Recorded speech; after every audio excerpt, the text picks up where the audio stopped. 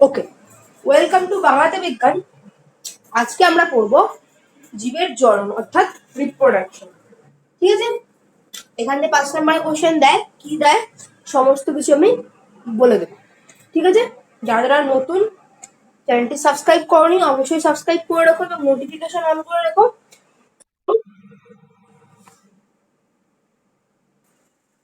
আচ্ছা, তো প্রথমে আমরা আসি জনন কাকে বলে। 1 নম্বরের কোশ্চেনে দেয়, দেখো, যে জৈবনিক পদ্ধতিতে জীব নিজ আকৃতি ও প্রকৃতি বিশিষ্ট এক বা একাধিক অপত্য জীব সৃষ্টির মাধ্যমে পৃথিবীতে নিজের প্রজাতির অস্তিত্ব বজায় রাখে।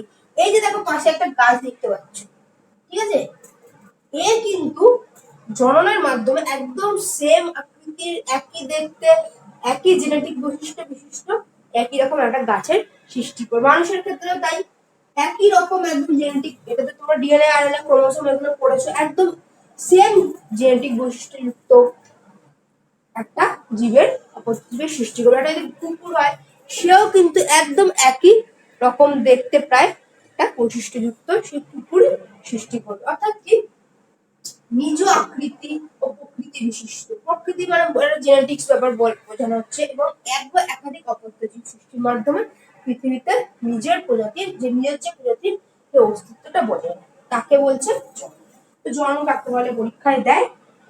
দেখো, কিন্তু আরেকটা জিনিস হচ্ছে, জনন কিন্তু শুধুমাত্র নিজের অস্তিত্ব বজায় রাখার জন্যই সাধারণত প্রাণীরা জনন করে থাকে, প্রাণী হোক উদ্ভিদ হোক জনন করে থাকে। বাট জনন কিন্তু যেরকম খাদ্য গ্রহণ, তারপর হচ্ছে পুষ্টি, শোষণ, তারপর হচ্ছে রেচন, এগুলোর মতো অত্যাবশ্যকীয় প্রক্রিয়া, এগুলো কিন্তু একটা জীবের বেঁচে থাকতে গেলে অত্যন্ত জরুরি।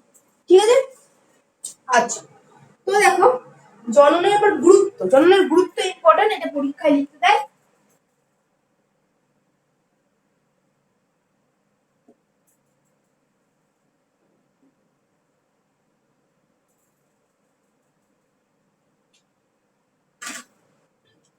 জননের গুরুত্ব, জননের কি কি গুরুত্ব আছে। প্রথম গুরুত্ব হচ্ছে অস্তিত্ব রক্ষা।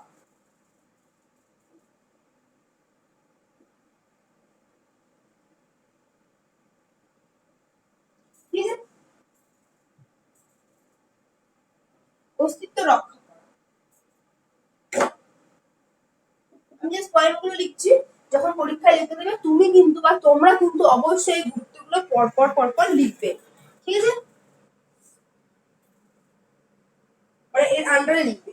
অস্তিত্ব রক্ষা করা কি, জননের মাধ্যমে অপত্য জীব সৃষ্টি, ফলে কোন জীব প্রজাতির সদস্য সংখ্যা বৃদ্ধি পায় এবং প্রজাতির অস্তিত্ব বজায় রাখে। জননের ফলেই কিন্তু প্রজাতির অপত্য জীব সৃষ্টি হচ্ছে, এর ফলেই কিন্তু প্রজাতির অস্তিত্ব বজায় থাকছে আর কি। দেখো এখানে একটা স্নেক প্ল্যান্ট রয়েছে, একটা ইনডোর প্ল্যান্ট। ঠিক আছে, এইখানে গাছ কিন্তু এর ছিল কিন্তু এই একটা। ঠিক আছে, এই যে মাঝে দেখতে পাচ্ছ এই একটা ছিল। ঠিক আছে, এইটা কিন্তু আস্তে আস্তে আরো দুটো গাছের সৃষ্টি করেছে।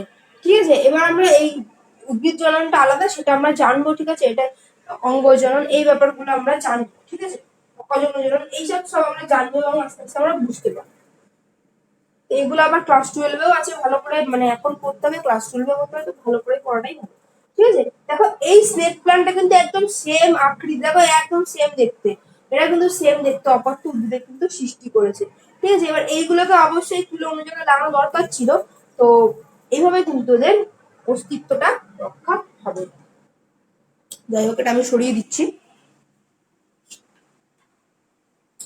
আচ্ছা, তারপরে কি হতে পারে, তারপরে হচ্ছে ধারাবাহিকতা অহিংসা।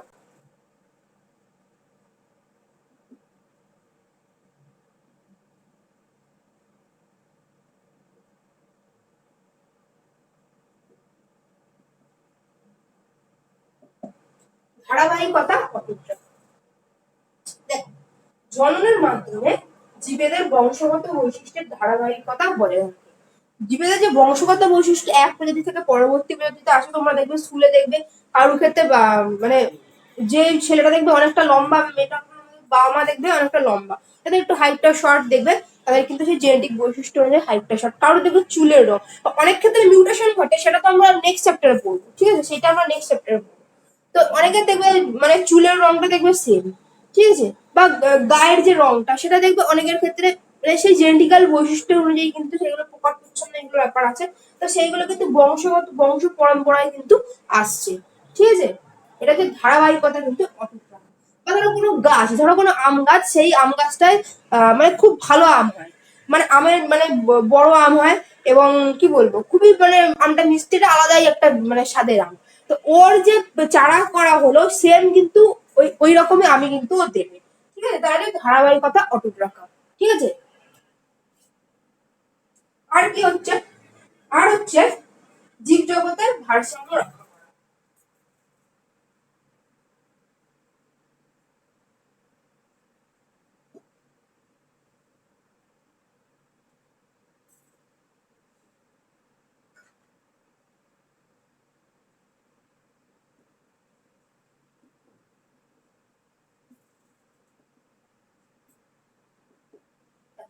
জীব জগতের ভারসাম্য রক্ষা কি বলা যায়, দেখো আগে মানে আগের জেনারেশনের যে মানে বিভিন্ন জীবরা মানুষের ক্ষেত্রে সেই মানুষগুলো মারা যাচ্ছে, নেক্সট তাদের প্রজন্ম আসছে, ঠিক আছে, তারা আবার আস্তে আস্তে বড় হচ্ছে, তারা আবার প্রজননের মাধ্যমে পরের প্রজন্ম সৃষ্টি হচ্ছে, এইভাবে কিন্তু জীবজগতের যে ভারসাম্যটা রক্ষা হচ্ছে, ঠিক আছে? প্রত্যেকটা প্রাণীর ক্ষেত্রে। যেমন ধরো তুমি একটা ফড়িংকে ধরো, সেটা হচ্ছে তোমার হচ্ছে কে বলে সাপ খাচ্ছে, ঠিক আছে, সরি ফড়িংকে ব্যাঙ খাচ্ছে, ঠিক আছে। এবার যদি এবার ব্যাঙকে সাপ খাচ্ছে, পরবর্তী পরপর যদি প্রজন্মগুলো না আসে, এখন থেকে ফড়িং সেমারা দেখতে পাওয়া যায় না, ঠিক আছে, ব্যাঙও খুব একটা কম দেখতে পাওয়া যায়, ঠিক আছে। এই যে ভারসাম্য গুলো যদি নষ্ট হয় তাহলে কিন্তু প্রজাতির ভারসাম্য, জীবজগতের ভারসাম্যটাই নষ্ট হবে।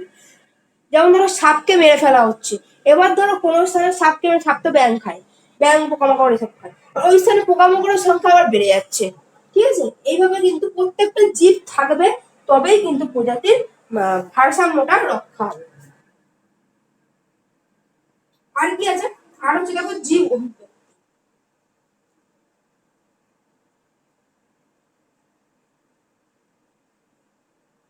এগুলো লেখাগুলো নোটে পেয়ে যাবে, কিন্তু এইগুলো লিখে নেবে, ঠিক আছে।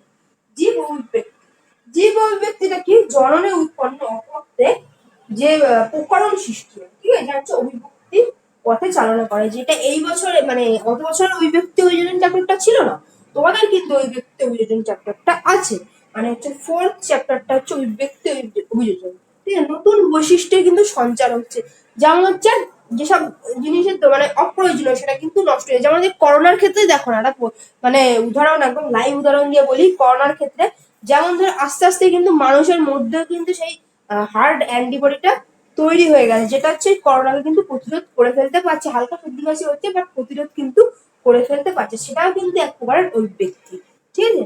এছাড়াও দেখো অভিব্যক্তির ফলে যেমন হচ্ছে মানে অ্যাপেন্ডিক্স, মানুষের ক্ষেত্রে অ্যাপেন্ডিক্সটা কোনো কাজে লাগে না, কারণ আমরা তো আর কাঁচা শাকসবজি খাই না, যেসব ওই ইউটিউবে বা ইসে দেখাচ্ছে কাঁচা সবজি সবজি খাচ্ছে, ওগুলো খাওয়া উচিত নয়। এটাও কিন্তু অভিব্যক্তি, ঠিক আছে। এই জননের ফলেই কিন্তু আস্তে আস্তে আস্তে অভিব্যক্তি কিন্তু সৃষ্টি হয়েছে। তো এই জননের গুরুত্ব, চারটে পয়েন্ট বুঝে গেল।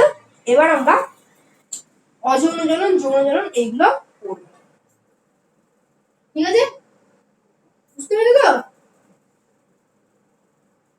দেখো, তো এইবার আমরা জননের ক্ষেত্রে পড়বো যৌন জনন, অযৌন জনন। তো প্রথমে আমরা যৌন জননটা পড়বো, তারপরে আমরা অযৌন জননটা পড়বো।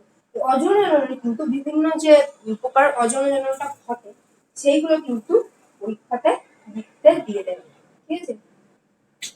তো প্রথমে আসছি যৌন জনন।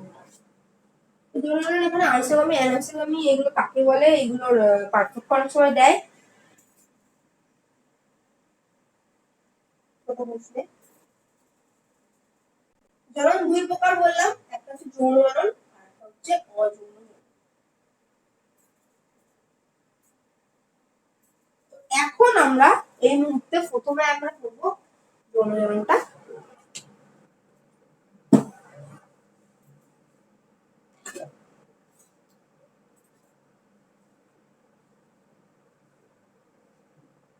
ও সরি, এইখানে একটা বড় কোশ্চেন দেয়, সেটা হচ্ছে এই কোশ্চেনটা দিয়েছিল কয়েকবার, কোশ্চেনটা আমি লিখে দিচ্ছি, গ্যামেটের আকৃতির উপর নির্ভর করে যৌন জননের প্রকারভেদ লেখো। ঠিক আছে, কোশ্চেনই লিখছি।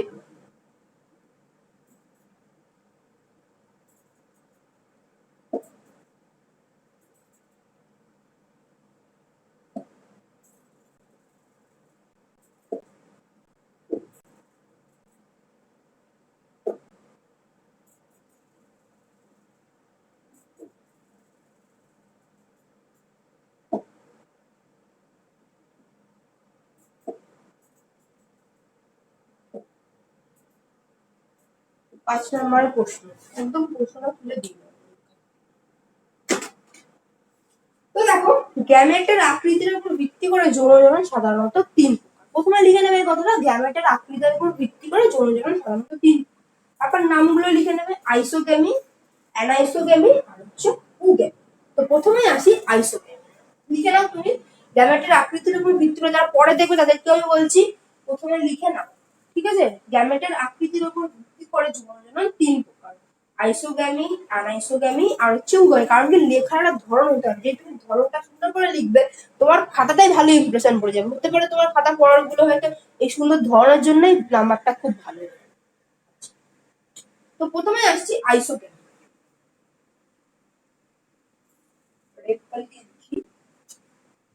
তোমরাও কিন্তু লেখার সময় এই যে পয়েন্টিংটা করবে ব্ল্যাক কালিতে, আর নিজের লেখাটা লিখবে ব্লু কালিতে, আর কোনো কালি ব্যবহার করার কোনো দরকার নেই।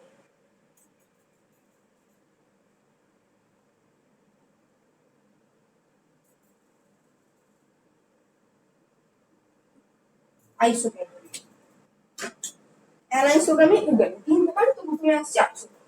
আইসোগ্যামির ক্ষেত্রে যে প্রকার জননে পুংগ্যামেট ও স্ত্রীগ্যামেটের আকৃতিগতভাবে সমান এবং উভয়ই সচল হয় তাকে বলছে আইসোগ্যামি।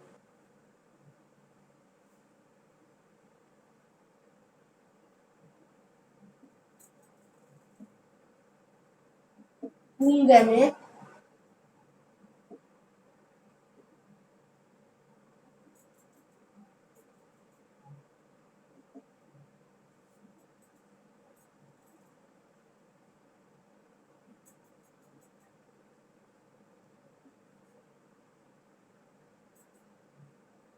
আকৃতিগতভাবে সমান এবং উভয় সচল।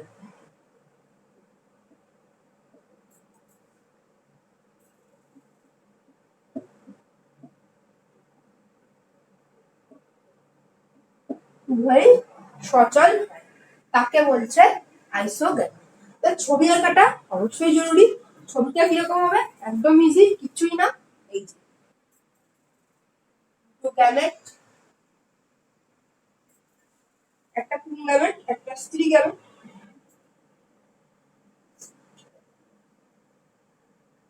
আকৃতিগতভাবে সমান ও সচল।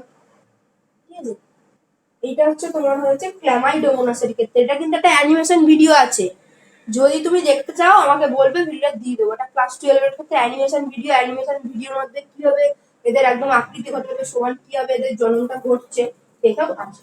আচ্ছা, তো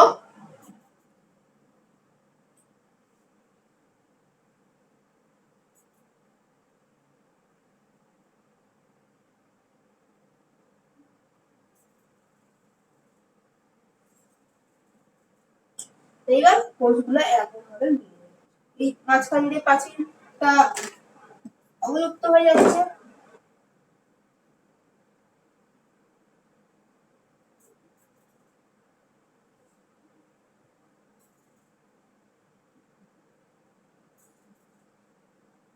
এবং এই জাইগোটের,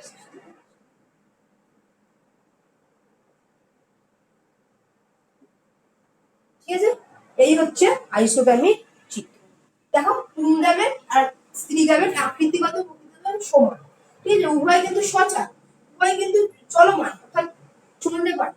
ঠিক আছে, ক্ল্যামাইডোমোনাসের যে এগুলো থাকছে পুংগ্যামেট স্ত্রীগ্যামেট, ওরা কিন্তু চলমান হয়।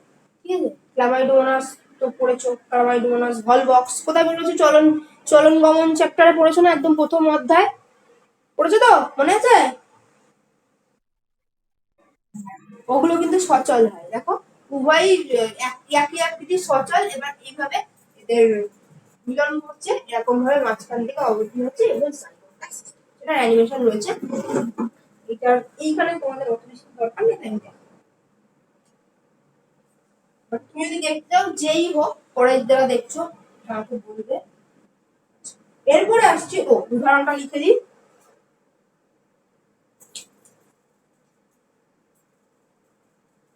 উদাহরণ হচ্ছে ক্ল্যামাইডোমাস।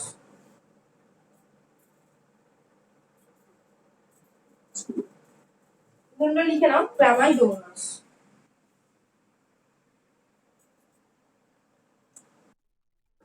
হ্যাঁ,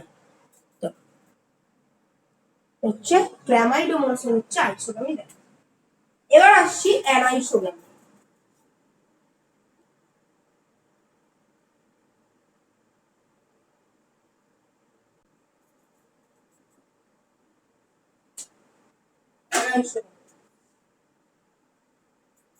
তো অ্যানাইসোগামি হচ্ছে পুং গ্যামেট ও স্ত্রী গ্যামেটের আকৃতি বা প্রকৃতিগতভাবে ভিন্ন হয়। ওইটাকে জায়গায় রাখবো।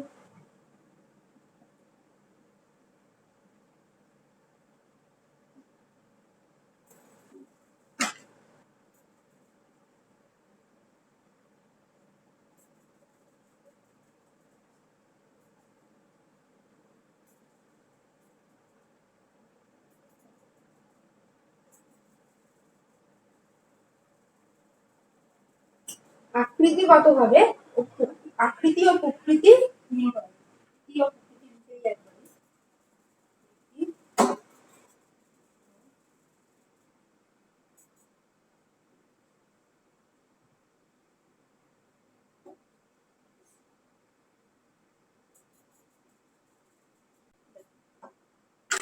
এক্ষেত্রে হচ্ছে পুং গ্যামেট ও স্ত্রী গ্যামেট আকৃতি প্রকৃতিগতভাবে হচ্ছে ভিন্ন হয়। সেটা কিরকম দেখো, এক্ষেত্রে স্ত্রী গ্যামেটটা বড়, স্ত্রী গ্যামেট সবসময় বড়, এরকম ডিম্বাণু হচ্ছে আকৃতিতে বড় হয়। এই হচ্ছে স্ত্রী গ্যামেট।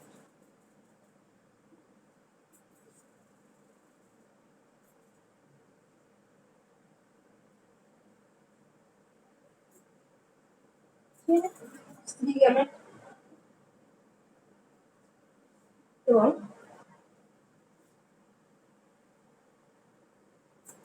এই হচ্ছে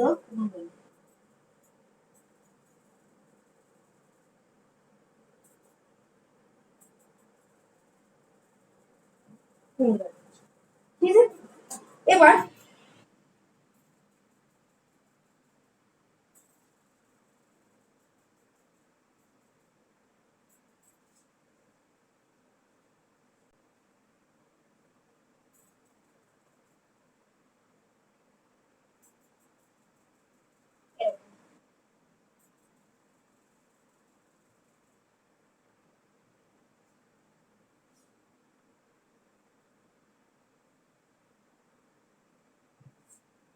এবং এরপরে এখান থেকে সৃষ্টি হবে জাইগোটে।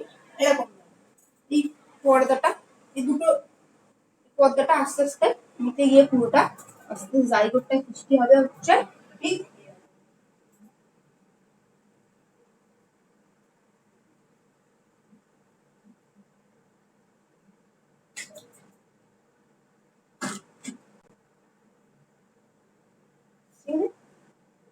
এই হচ্ছে জাইগোট।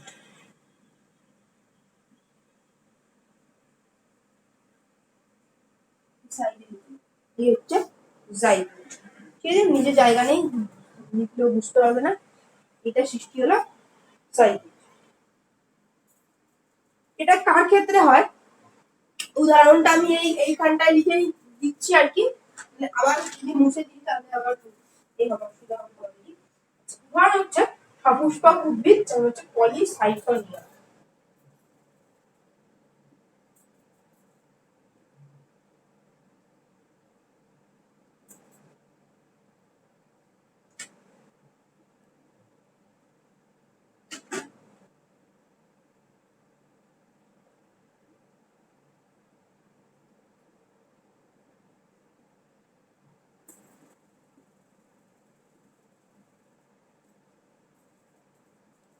এছাড়া হচ্ছে পলিসাইফোনিয়া শ্যাওলা।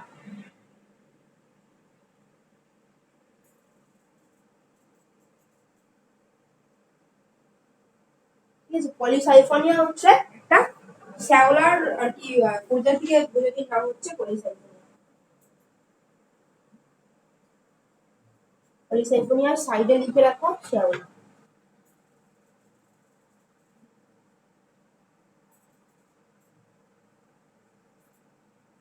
লিখে নাও।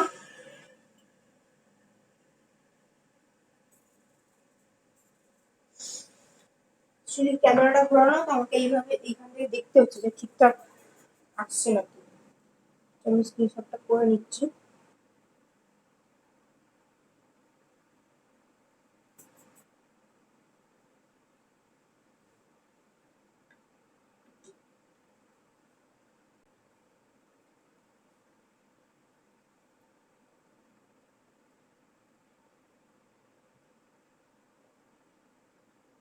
দেখো আইসোগামী অ্যানাইসোগামী আর একটা বলেছিলাম উগ্যামী। তুমি এটা মুছে দিচ্ছি, এবার হচ্ছে উগ্যামী। তো আইসোগামী অ্যানাইসোগামীটা আরেকবার বলে দিই। আইসোগামী দেখো একদম পুংগামেট ও স্ত্রীগামেট দেখো আকৃতিগতভাবে কিন্তু সমান, আকৃতিগতভাবে পুরো সমান। পুংগামেট জাইগোট এইভাবে সৃষ্টি হচ্ছে। অ্যানাইসোগামী দেখো স্ত্রীগামেটটা বড়, পুংগামেটটা ছোট। জাইগোট দেখো এরকম ভাবে সৃষ্টি হচ্ছে। তো কার ক্ষেত্রে অ্যানাইসোগামী হয়? উদাহরণের ক্ষেত্রে তো সপুষ্পক উদ্ভিদ পলিসাইফোনে। জায়গা নেই বলে আমি এখানে লিখি, তোমরা কিন্তু নিচে সুন্দর করে লিখবে, এটা ক্লামাইডোমোনাসের ক্ষেত্রে লিখেছি। হয়ে গেছে, তাহলে এটা মুছছি। এরপরে আসছি উগামী, আইসোগামী অ্যানাইসোগামী, এরপরে হচ্ছে উগামী। ঠিক আছে, দেখো উগামীটা কি? পুংগামেট আকৃতিগতভাবে ছোট সচল এবং স্ত্রীগামেট বড় ও নিশ্চল।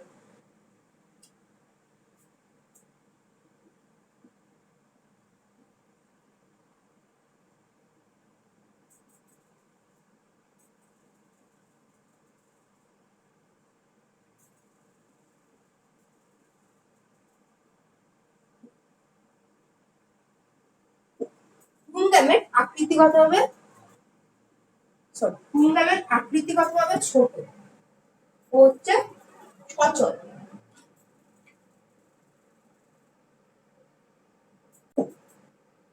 স্ত্রীগামেট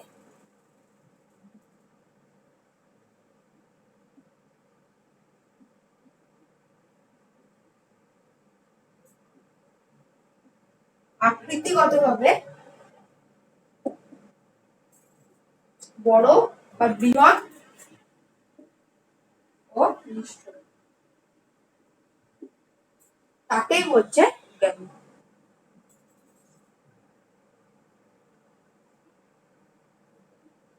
তাকেই বলছে হচ্ছে এটাই হচ্ছে উগামী। ঠিক আছে, এই উগামিটা কিন্তু একটা বিশেষ প্রকারের অ্যানাইসোগামী। কেন আমি বলছি এই উগামিটা হচ্ছে মানুষের ক্ষেত্রে দেখা যায়। দেখো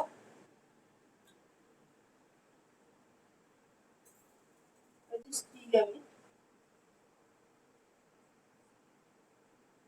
এটা কিন্তু নিশ্চল। মানুষের ক্ষেত্রে ডিম্বাণু কিন্তু নিশ্চল, ডিম্বাণু কিন্তু কখনোই পরিবাহিত মানে কোনোভাবে গমন করতে পারছে না। এটা হচ্ছে পুংগামী।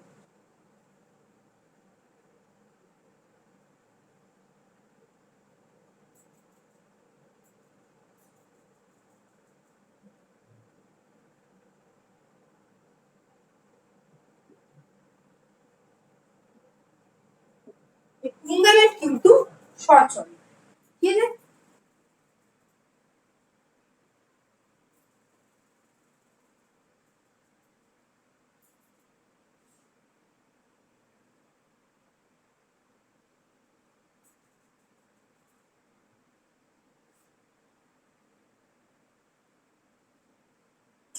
এবং সেখানে জাইগোট হচ্ছে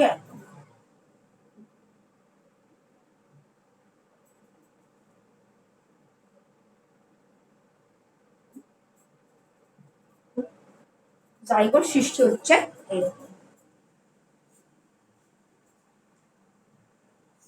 তো পুংগামীর ক্ষেত্রে কি হচ্ছে? পুংগামেট আকৃতিগতভাবে ছোট ও হচ্ছে সচল, শুক্রাণু মানুষের ক্ষেত্রে। এবং স্ত্রীগামেট আকৃতিগতভাবে বড় ও নিশ্চল। এটা হচ্ছে স্ত্রীগামেট। ঠিক আছে, আকৃতিগতভাবে বড় হয় ডিম্বাণু এবং হচ্ছে নিশ্চল।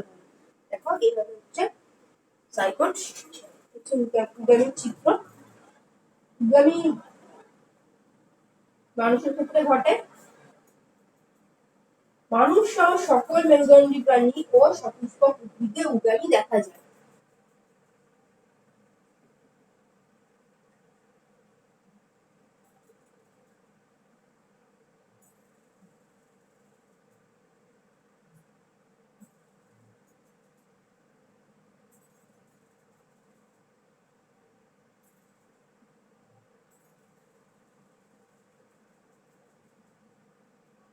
মানুষ সহ সকল সপুষ্পক উদ্ভিদ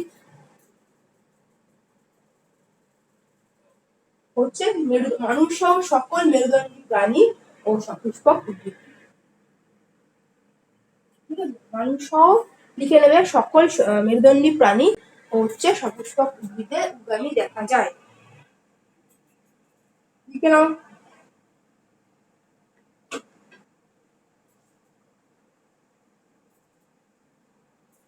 হয়ে গেছে? হয়ে গেলে বলবে। ওকে, তো এই হয়ে গেল যৌন জননটা আমরা করে নিলাম।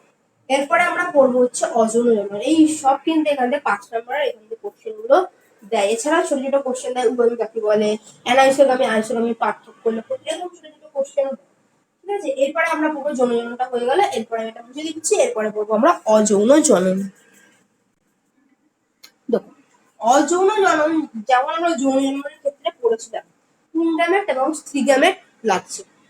অযৌন জনন কিন্তু কোন রকম সেক্সুয়াল রিপ্রোডাকশন নয়, তাই কিন্তু এখানে একটা মাত্র জীবী কিন্তু এখানে প্রয়োজন হয়, একটা মাত্র জীবী কিন্তু এখানে অপত্য সৃষ্টি করতে পারে। তো এইখানে যে কোশ্চেন গুলো দেয় বা এর কারা করে, এই অযৌন জনন প্রক্রিয়ার কারা অংশবিস্তার করে, প্রধানত উদ্ভিদ এবং হচ্ছে কিছু নিম্ন শ্রেণীর প্রাণীদের কিন্তু এই অযৌন জনন দেখা যায়।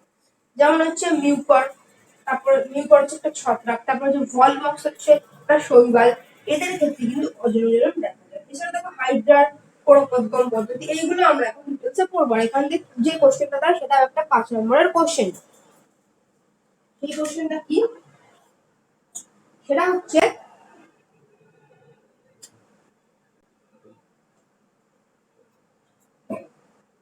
জীবের 5 প্রকার অযৌন জনন পদ্ধতি ব্যাখ্যা করো, বা জীবের 5 প্রকার অযৌন জনন পদ্ধতি বর্ণনা করো।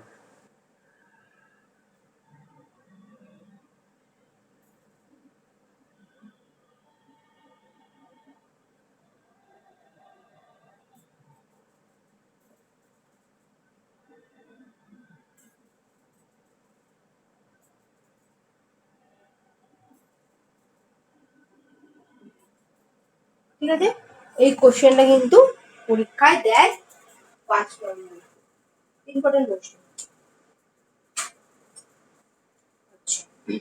তো সেই পদ্ধতিগুলো কি? অযৌন জননের পদ্ধতিগুলি হচ্ছে, দেখো, বিভাজন, তারপরে হচ্ছে পুরোপোদ্গম, খণ্ডীভবন, রেণু উৎপাদন, পুনরুৎপাদন। প্রথমে আসছি বিভাজন। 1 নম্বরে আছে বিভাজন।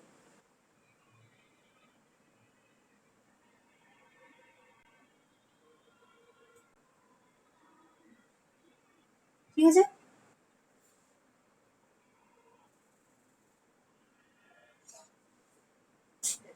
অ্যামিবা, তারপর হচ্ছে প্লাজমোডিয়াম প্রভৃতি প্রাণী, কয়েক প্রকার এককোষী শৈবাল প্রভৃতির মধ্যে বিভাজন পদ্ধতিতে অযৌন জনন সম্পন্ন হয়। এটা আমি তোমাদের স্লাইড দেখাচ্ছি। ঠিক আছে, কোশ্চেনটা লিখে না, এটা আমি তোমাদের স্লাইড দেখাচ্ছি।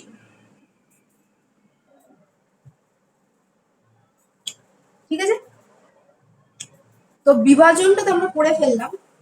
তো বিভাজনের প্রথমে আসছে বিভাজন। তো বিভাজন, অ্যামিবা, প্লাজমোডিয়াম প্রভৃতি প্রাণী হচ্ছে কয়েক প্রকার এককোষী শৈবালের মধ্যে বিভাজন পদ্ধতিতে অযৌন জনন সম্পন্ন হয়। এক্ষেত্রে মাতৃকোষটি বিভাজিত হয়ে দুটি অপত্য কোষের সৃষ্টি হয়, যেটি থেকে দুটি অপত্য জীবের সৃষ্টি হয়। এই হচ্ছে একটা অ্যামিবা, যে দেখো মাঝ বরাবর কিন্তু এইরকম ভাবে আস্তে আস্তে দুদিকে চলে গেছে। যেটা আমরা পড়েছিলাম মাইটোসিস কোষ বিভাজনের সময়, মাইটোসিস কোষ বিভাজনের মাধ্যমে কিন্তু অনেক নিম্ন শ্রেণীর যে প্রাণীরা কিন্তু বংশবৃদ্ধি করে থাকে। দেখো মাঝ বরাবর সৃষ্টি হয়ে গেল। দুটি নিউক্লিয়াসের সৃষ্টি হলো এবং দুটি কোষের কিন্তু সৃষ্টি হয়ে গেল বিভাজন পদ্ধতিতে। ঠিক আছে, তো এই আসলে বিভাজন। ওকে, এরপর আসছি নেক্সট, আমরা আসছি কোরকোদ্গম। এরপর আসছি কোরকোদ্গম।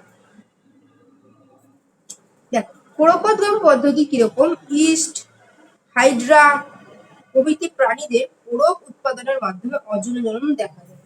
প্রথমে দেহের কোনো একটি স্থানের উপবৃদ্ধি বা কোরক বা বাড উৎপন্ন হয়। এই কোরক বা বাডটি মাতৃদেহ থেকে বিচ্ছিন্ন হয়ে নতুন উদ্ভিদ সৃষ্টি করে। কিরকম হয় এবার আমরা একটুখানি দেখে নিই। এই যে হাইড্রা, এই দেখো 1 নম্বর ছবিটাতে হাইড্রা দেখতে পাচ্ছ। এই যে 1 নম্বর ছবিটাতে এইখানে দেখো একটা ছোট্ট মতো কোরক উৎপাদন হয়েছে। দেখো 2 নম্বর ছবিতে এই কোরকটা আরেকটু বড় হয়েছে, তাই না? দেখো কোরকটা একটু বড় হয়েছে। এইবার দেখো এইটা হচ্ছে মাতৃদেহ, একটু দেখো কোরকটা বিচ্ছিন্ন হয়ে গেছে। ঠিক আছে, সরি, এটা হচ্ছে 3 নম্বর ছবি। দেখো আস্তে আস্তে কোরকটা দেখো নিচে ঝুঁকে পড়ছে, নিচের দিকে ঝুঁকে যাচ্ছে। এরপরে কিন্তু এই 4 নম্বর ছবিতে পুরোপুরি বিচ্ছিন্ন হয়ে গেছে। এ কিন্তু আবার আলাদা একটা সেপারেট হাইড্রার কিন্তু এটা সৃষ্টি করবে এবং এরপরে আবার এই সেম ভাবে এরকম ভাবে কোরক সৃষ্টি করবে। আস্তে আস্তে কিন্তু এইভাবে এরা বংশবৃদ্ধি করতে থাকবে। নেক্সট আসছি আমরা কোরকোদ্গমের পরে বিভাজন কোরকোদ্গম, এরপরে আসছি আমরা খণ্ডীভবন। খণ্ডীভবন বিভিন্ন সূত্রাকার শৈবাল যেমন হচ্ছে স্পাইরোগাইরা, বিভিন্ন সূত্রাকার শৈবাল যেমন হচ্ছে স্পাইরোগাইরার ক্ষেত্রে এই ধরনের দেখা যায়। জলস্রোতের আঘাতে বা অন্য কোনো আঘাতে সূত্রগুলি ছোট ছোট খণ্ডে বিভক্ত হয়ে প্রতিটি খণ্ড কোষ বিভাজনের দ্বারা বৃদ্ধি পায় এবং পূর্ণাঙ্গ স্পাইরোগাইরা করে। তোমরা স্পাইরোগাইরা কেউ দেখেছো? স্পাইরোগাইরা হচ্ছে জলে দেখবে সবুজ রঙের যে থাকে। এরপরে স্পাইরোগাইরা নিয়ে অনেক পড়তে হবে, ক্লাস 11-এ পড়তে হবে, 12-এ পড়তে হবে। তো আমি স্পাইরোগাইরার ছবিটা জাস্ট একটু, এটা জাস্ট এমনি ছবি। আচ্ছা, আমি স্পাইরোগাইরার ছবিটা একটু দেখাই, একটু ওয়েট করো। দেখো, এই হচ্ছে স্পাইরোগাইরার চিত্র। এরকম পুকুরের পাড়ে এরকম মানে যেখানে শ্যাওলা মানে স্যাঁতস্যাঁতে জায়গা, সেই সব জায়গায় কিন্তু এই স্পাইরোগাইরা থাকে। ঠিক আছে, এটা তো মানে স্লাইডের ইমেজ, এইটা হচ্ছে আসল ইমেজ। এটা তোমরা নিশ্চয়ই এগুলো তোমরা দেখেছো, পুকুরের পাড়ে এরকম শ্যাওলাগুলো হয়ে থাকে, তাই না? অনেকেই দেখেছে, এটা দেখো নি পুকুরের পাড়ে পাড়ে হয়ে থাকে। এই হচ্ছে স্পাইরোগাইরা। ধরো তুমি কোনোভাবে তোমার পা মানে ওই স্পাইরোগাইরা একটু পিছলে গেল, স্পাইরোগাইরা মাঝ বরাবর এরকম ভাগ হয়ে যাবে। সেটা কিরম হচ্ছে এবার আমরা বইতে দেখে নিই। এই স্পাইরোগাইরা কিন্তু ধরো, এই যে স্পাইরোগাইরাটা এবার মাঝ বরাবর ধরো কোনোভাবে তোমার পায়ে লেগে মানে ওটা মাঝ বরাবর কেটে গেল। এই যে এই কিন্তু একটা আলাদাভাবে সৃষ্টি হবে, আলাদাভাবে বৃদ্ধি পাবে, এই আলাদাভাবে বৃদ্ধি পাবে। এইভাবে কিন্তু খণ্ডীভবনের মাধ্যমে কিন্তু দুটি আলাদা স্পাইরোগাইরা সৃষ্টি হলো। এবার এগুলো মানে সব কোশ্চেনে দেয় খণ্ডীভবন কার ক্ষেত্রে দেখা যায়, ঠিক আছে, বা হচ্ছে কোরকোদ্গম কার ক্ষেত্রে দেখা যায়। এটা 5 নম্বরের কোশ্চেন হয় বা শর্ট কোশ্চেন হয়। 4 নম্বরে আসছি, এরপরে নেক্সট আসছে রেণু উৎপাদন। দেখো, বিভিন্ন অপুষ্পক উদ্ভিদের অযৌন জনন রেণু উৎপাদনের মাধ্যমে সম্পন্ন, যেমন হচ্ছে মস, ফার্ন প্রভৃতি ছত্রাকে উদ্ভিদের কিন্তু রেণুর মাধ্যমে জনন কার্য সম্পন্ন করে। শৈবাল, ছত্রাক প্রভৃতি লিঙ্গধর উদ্ভিদের রেণুস্থলীর মধ্যে এগুলো সম্পন্ন হয়। এই রেণুগুলি অনুকূল পরিবেশের কোষ বিভাজনের মাধ্যমে নতুন উদ্ভিদ সৃষ্টি করে। ঠিক আছে, যেই অনুকূল পরিবেশ আসে তখনই কিন্তু এই রেণুগুলো কোষ বিভাজনের মাধ্যমে নতুন উদ্ভিদের সৃষ্টি করছে। সেগুলো কিরকম দেখো, ফার্ন, ফার্ন আমরা ফার্নের আমরা পড়বো, ঠিক আছে, ডিটেলসে। এটা দেখো ফার্নের যে পাতাটা, তার পেছনে দেখবে ফার্ন পাতা যদি দেখে দেখো, দেখবে এরকম এরকম রেণু থাকে, এরকম এরকম রেণু থাকে। একে বলছে এই যে সোরাস বা রেণু তৈরির মধ্যে থাকে রেণু। এই রেণুগুলো কিন্তু রেণু উৎপাদনের মাধ্যমে আস্তে আস্তে এগুলো বংশবৃদ্ধি করে। কিভাবে কি, এইটা আমরা ডিটেলসে ফার্নেরটা পড়বো।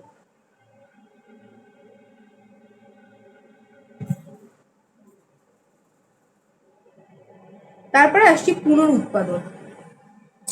পুনরুৎপাদন মানে হচ্ছে প্ল্যানেরিয়া নামক চ্যাপ্টা কৃমি বা স্পঞ্জ জাতীয় প্রাণীদের ক্ষেত্রে পুনরুৎপাদনের মাধ্যমে অযৌন জনন হয়ে থাকে। এক্ষেত্রে দেহের কোনো কাটা অংশ থেকে পুনর্গঠনের মাধ্যমে পূর্ণাঙ্গ জীব সৃষ্টি হয়। এই যে একটা প্ল্যানেরিয়া, এর কিন্তু এই যে মাঝের যে কাটা অংশ দেখো, দেখো এটাকে আমি একটু জুম করে দেখাই। এ দেখো, এর দেখো তিনটে যদি কাটা অংশ থাকে, এই যে উপরে, মাঝে, নিচে। এটা ক্লাস 12-এ আরো ডিটেলসে পড়বে এবং প্রত্যেকটা থেকে কিন্তু এটা মাথার অংশটা নিচ থেকে খণ্ড বেরাচ্ছে, এটা দেখো দেহের মাঝের অংশটা উপর নিচ উভয় দিকে খণ্ড মানে উৎপাদন হচ্ছে, পুনর্ভাবে উৎপাদন হচ্ছে, এটা দেখো উপরের দিকে উৎপাদন হচ্ছে। দেখো এখানে কিন্তু এরকম পূর্ণাঙ্গ প্ল্যানেরিয়ার সৃষ্টি হচ্ছে, এই হচ্ছে প্ল্যানেরিয়ার পুনরুৎপাদন। ঠিক আছে, তো অজনন 3 প্রকার আমরা 5 প্রকার আমরা পড়লাম, সেগুলো কি কি আর একবার একটুখানি তোমাদের রিভাইসের জন্য আমি বলে দিই। বিভাজন, মাঝ বরাবর বিভাজিত হচ্ছে, তারপরে হচ্ছে কোরকোদ্গম, কোরক সৃষ্টি হচ্ছে, সেটা নতুন ভাবে একটা নতুন প্রাণীর সৃষ্টি হচ্ছে সেই কোরক থেকে। খণ্ডীভবন, মাঝ বরাবর, স্পাইরোগাইরার ক্ষেত্রে মাঝ বরাবর সেটা কোনোভাবে বিচ্ছিন্ন হয়ে গেলে পূর্ণাঙ্গ স্পাইরোগাইরা। রেণু উৎপাদন ফার্নের ক্ষেত্রে হচ্ছে, তারপর হচ্ছে পুনরুৎপাদন হচ্ছে প্ল্যানেরিয়ার। ঠিক আছে, দেখো অযৌন জননের আরেকটা ভাগ হচ্ছে যেটা হচ্ছে অঙ্গজ জনন। তো অঙ্গজ জনন কাকে বলে প্রথমে আমরা সেইটা একটুখানি দেখে নিই।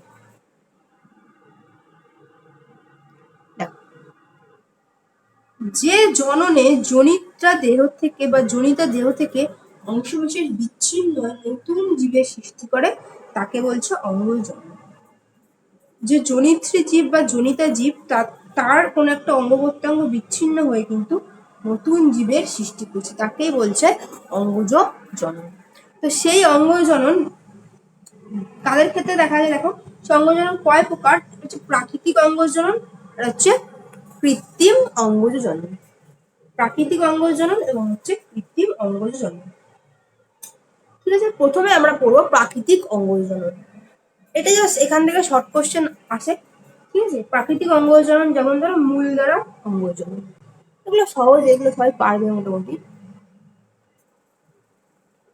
প্রাকৃতিক ভাবে বিভিন্ন উদ্ভিদের মধ্যে প্রধানত মূল, কাণ্ড, পাতার মাধ্যমে অঙ্গজ জনন করতে। মূল দ্বারা হচ্ছে মিষ্টি আলু, ডালিয়া, শতমূলী প্রভৃতি উদ্ভিদের রসালো মূলের সাহায্যে নতুন জীবের সৃষ্টি হয়। এদের পরিবর্তিত অস্থানিক ভান্ডার মূল হিসেবে নতুন জায়গায় জন্ম নেয়। ঠিক আছে, মূল দ্বারা জন্ম হচ্ছে, দেখবে ডালিয়া গাছের যে মানে মূলটা, ওখান থেকে নতুন মানে উদ্ভিদের সৃষ্টি হয়। এছাড়া হচ্ছে দেখো শতমূলী, এদেরও কিন্তু তাই। মিষ্টি আলু, দেখো এখানে একটা মিষ্টি আলু মানে চিত্র রয়েছে, এই যে আলুটার থেকে কিন্তু দেখো নতুন উদ্ভিদের কিন্তু সৃষ্টি হচ্ছে। আচ্ছা, কাণ্ড দ্বারা পেঁয়াজ, দেখো পেঁয়াজের যে বাল্বটা থাকে, এছাড়া কন্দ, আলুর টিউবার, স্ফীতকন্ড, তারপর হচ্ছে উলের কর্মগুড়ি, কন্দ প্রভৃতি থেকে কিন্তু নতুন উদ্ভিদের সৃষ্টি হয়। দেখো আদা বা হলুদ দেখবে, আদা বা হলুদ যে এটা ওখান থেকে একটা টিউবারের মতো সৃষ্টি হয়। ঠিক আছে, এরা কচুরিপানার, দেখো কচুরিপানার অফসেট জাতীয় অর্ধমজীয় কাণ্ড থেকে নতুন উদ্ভিদের সৃষ্টি হয়। দেখো যে কচুরিপানার দেখবে, এই যে এই কচুরিপানা দেখো এই সাথে একটা লেগে থাকে এরকম ভাবে, এইভাবে যেটা থাকে, কোনো যদি এটা বিচ্ছিন্ন হয়ে যায়, এটা কিন্তু আলাদা একটা উদ্ভিদ সৃষ্টি হয়ে যাবে জলের প্রেসারে বা কিছু। এগুলো সব হচ্ছে কাণ্ড দ্বারা জনন বা অঙ্গ জনন। যে পাতার দ্বারা জনন, পাথরকুচি গাছের পাতার কিনারায় অস্থানিক মুকুল গঠিত হয়। এই মুকুলগুলি পত্রাশ্রয়ী মুকুল বলে। এইসব মুকুল থেকে অনুকূল পরিবেশে বিচ্যুত হয়ে কিন্তু পাতা শুরু। তোমরা সকলেই যাদের বাড়িতে পাথরকুচি গাছ আছে তারা দেখবে এরকম পাথরকুচি পাতাটা, তো এরকম সাইডে কিন্তু ছোট ছোট পাতার সাইডে পুরো একদম দুটো পাতা ছোট্ট, একটা ছোট্ট মূল যুক্ত উদ্ভিদ, যেই সঠিক পরিবেশ পায় ওগুলো কিন্তু নিচে পড়ে যায় আর ওখানে প্রচুর গাছের সৃষ্টি হয়ে যায় পাথরকুচির ক্ষেত্রে। এবার আসছি, প্রাকৃতিকটা তো হয়ে গেল, এটা নিজে নিজে হচ্ছে। কৃত্রিম মানে কিন্তু মানব সৃষ্ট, হচ্ছে মানব সৃষ্ট, মানুষ এটাকে করছে। ঠিক আছে, সেইটা কি, সেইগুলো দেখো কি কাটিং মানে দেখো যদি কলম তৈরি, যেমন হচ্ছে গাঁদা ফুল গাছ, গোলাপ ফুল গাছের আমরা ডাল কেটে আমরা বাগান করার সময় করি না, আমরা ডাল কেটে সেটা মাটিতে পুঁতি, সেই গাছটা থেকে কিন্তু একটা উদ্ভিদ আস্তে আস্তে সৃষ্টি হয়, মানে মূল সৃষ্টি উদ্ভিদ পুরো সৃষ্টি হয়, সেটা বলছে কাটিং এর মধ্যে। এবার আসছি গ্রাফটিং। দেখো এখানে কাটিং প্রক্রিয়া রয়েছে, এখানে একটাই গাছ এখানে কেটে মাটিতে বসালে কিন্তু জবা গাছ, গোলাপ গাছ এদের ক্ষেত্রে কিন্তু সব গাছের ক্ষেত্রে হবে না। আচ্ছা, এবার আসছি গ্রাফটিং। গ্রাফটিং হচ্ছে জোড় কলম পদ্ধতিতে একটি উদ্ভিদের কাণ্ডের অংশ একই গোত্রের অন্য উদ্ভিদের কাণ্ডের সঙ্গে জোড়া লাগানো হয়ে থাকে। যে গাছের অংশটি জোড়া লাগানো হয় তাকে বলছে শিয়ন। দেখো যেই গাছের অংশটাকে জোড়া লাগানো হচ্ছে, বাইরে থেকে নিয়ে আসা হচ্ছে, তাকে বলছে শিয়ন।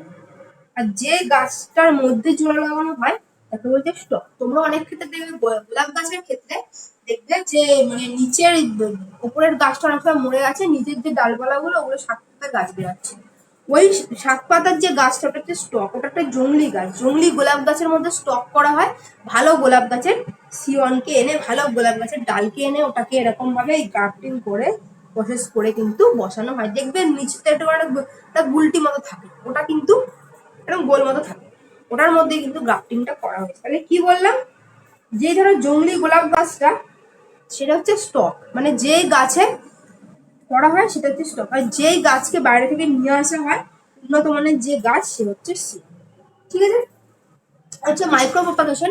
মাইক্রো প্রপাগেশন হচ্ছে বা হচ্ছে কলা পালন, এইটা আমরা ডিটেলসে পড়বো, এটা আমরা নেক্সট দিন পড়বো। তো আজকের ভিডিওটা এই অবধি থাকলো। ভালো লাগলে প্রত্যেকে ভিডিওটা লাইক করে দিও, আর চ্যানেলটা সাবস্ক্রাইব না করা থাকলে করে রেখো। আমাদের অনলাইন পেইড ক্লাস হচ্ছে। অনলাইন পেইড ক্লাসে যেটা তোমার টার্গেট মাধ্যমিক বলে কোর্স ছিল, ওটার স্টুডেন্ট ফুল হয়ে গেছে আপাতত। ফার্স্ট ব্যাচে, সেকেন্ড ব্যাচে তোমাদের জানাবো, তোমরা যোগাযোগ রাখবে। দেখো হোয়াটসঅ্যাপ নাম্বারটা আছে এখানটায়, তোমরা যোগাযোগ করে নেবে। ফ্রি গ্রুপ অ্যাড হতে গেলেও যোগাযোগ করে নেবে, ফ্রি গ্রুপে ডেমো ক্লাস দেখতে পারবে। আচ্ছা, আর হচ্ছে একদম টিউশন ক্লাস যেরকম, সেই ক্লাসটা যদি নিতে চাও সেটা হচ্ছে মাধ্যমিক জীবন বিজ্ঞানের হচ্ছে মাত্র 100 টাকা। উচ্চ মাধ্যমিক ক্লাস 11 MSc বেসি সব হচ্ছে, সেগুলো তোমরা যোগাযোগ করে নিও। ঠিক আছে। তোমাদের যদি টাইমে ম্যাচও না হয় তোমরা পরে কিন্তু ক্লাসটা করতে পারবে, এটা তো তোমাদের টাইম অনুযায়ী তোমরা ক্লাসটা করতে হবে। প্রত্যেকদিন ক্লাসে লিখতে দেওয়া হয়, সেগুলো লিখে তোমরা জমা করবে। যেই টাইমে তোমরা ক্লাসটা করবে ওই টাইমটাই জমা করবে, তোমাদের খাতা চেক করে পাঠিয়ে দেওয়া হবে। এছাড়াও পড়ার পরে যেটা পড়ানো হলো সেই পিডিএফটা তোমাদেরকে দিয়ে দেওয়া হবে। তাছাড়া হচ্ছে তোমাদেরকে পরীক্ষার ব্যবস্থা, যে প্রত্যেকটা চ্যাপ্টার শেষ হয়ে গেলে পরীক্ষা নেওয়া হবে। এছাড়াও একটা চ্যাপ্টার শেষ হলে সেই চ্যাপ্টার থেকে কিন্তু সাজেশন সাথে সাথে তোমাদেরকে প্রোভাইড করে দেওয়া হবে। ঠিক আছে। তো এইভাবে আমাদের ক্লাসগুলো হয়। আর ডিটেলসে জানতে চাইলে তোমরা যোগাযোগ করে নিও। এছাড়া ডিসক্রিপশনে গ্রুপ লিঙ্ক এগুলো রয়েছে, তোমরা চাইলে সেখান থেকেও জয়েন হতে পারো।